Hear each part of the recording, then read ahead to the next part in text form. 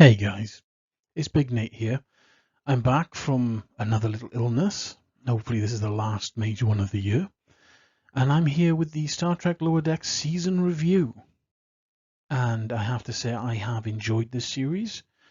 Um, to make this more fair to this modern era of Star Trek, I'm not going to try and compare it to the golden age of Star Trek.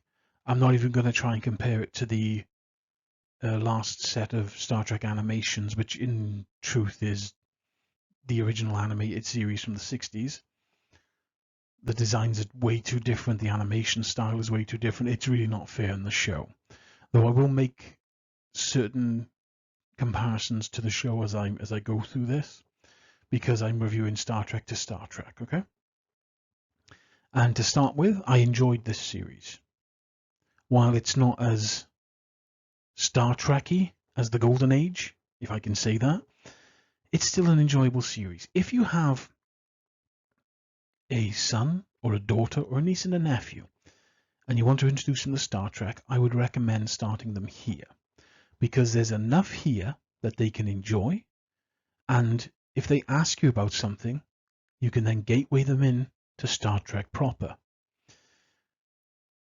Like if they see something in the background, they're like, oh, that's nice. What's that from? And you can say, well, that's from a TOS episode. Would you like to see the episode? You know, it's a nice little gateway into Star Trek. The characters were fun. I enjoyed their dynamic. They are believable friends. Though Rutherford needs more hobbies than just his hot rod shuttle because he is obsessed with his job. And I would be annoyed if I had to work with a guy like that. I mean, can you imagine working with someone who is so devastatingly optimistic all the time? But they are enjoyable characters. Their relationships with the rest of the crew, that's fine.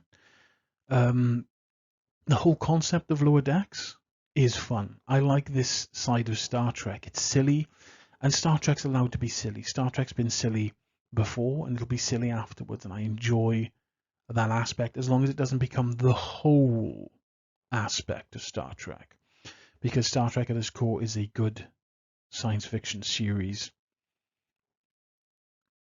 and this meets all my standards for it.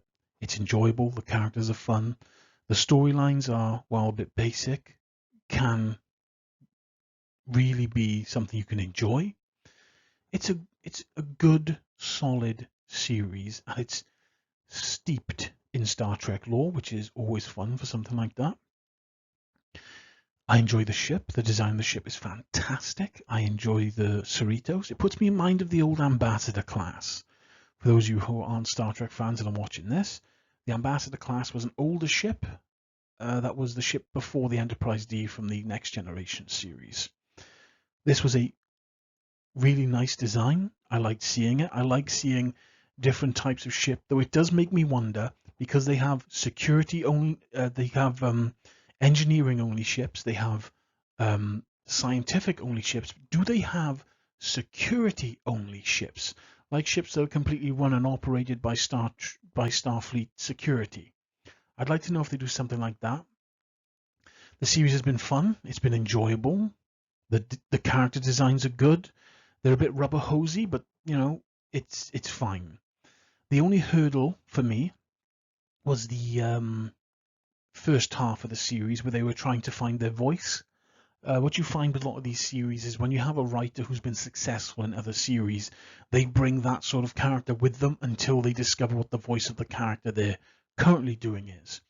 It was a similar vein to, let me give you an example. Say if someone was writing for the 1990s RoboCop series, and then they were picked up to be one of the writers on Space Above and Beyond, they'd still be bringing some of that RoboCop series with them because they were in that character.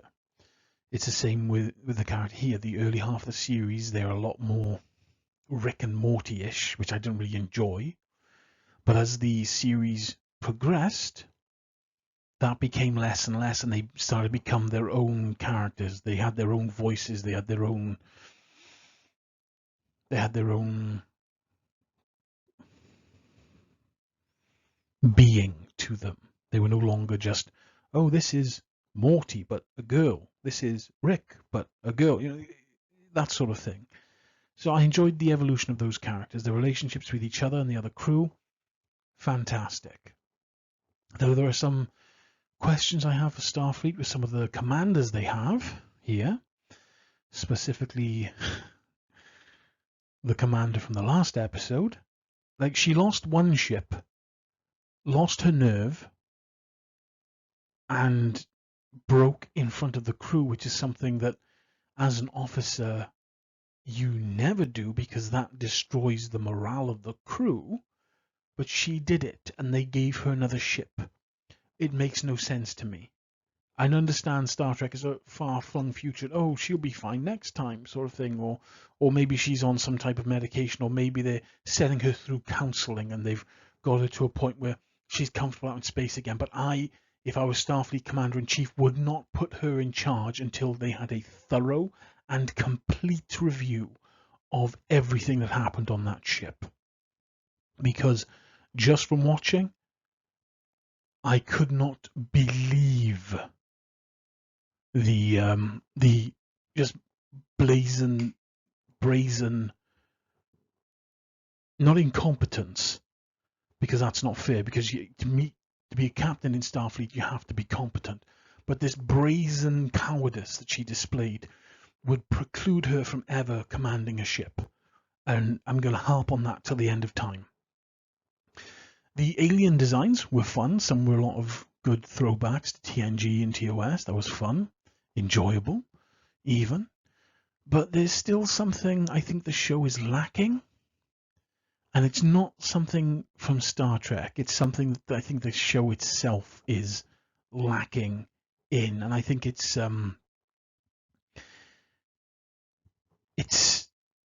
I just can't put my finger on it, but it is missing something. And I feel like Star Trek proper has this, but this show seems to be missing it for now.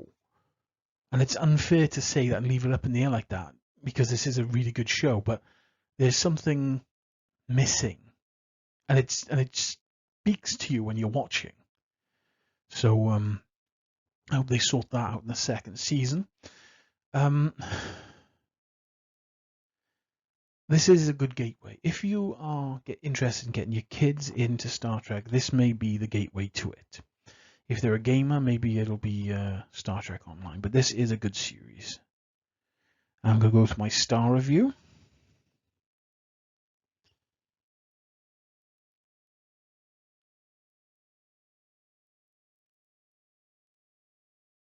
So, as I said previously, this is a good show. There's little aspects that are missing. I don't outright hate any of the characters, which is something I can't say for Discovery or Strange New Worlds. Discovery because I really don't like the Michael Burnham character, and Strange New Worlds because of their rampant disregard for the chain of command and protocol. And some of the aspects of Pike and Spock I find uncomfortable to watch.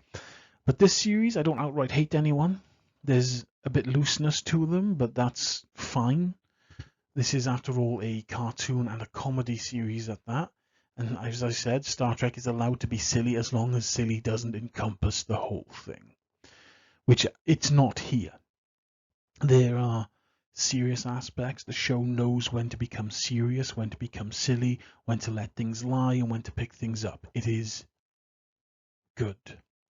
So I give the series overall 3 stars. It is a solid 3 stars. I would have bumped it to 4, but there's just something that the show's missing, as I've said, and I'm hoping that it gets fixed or adjusted or updated in the second season.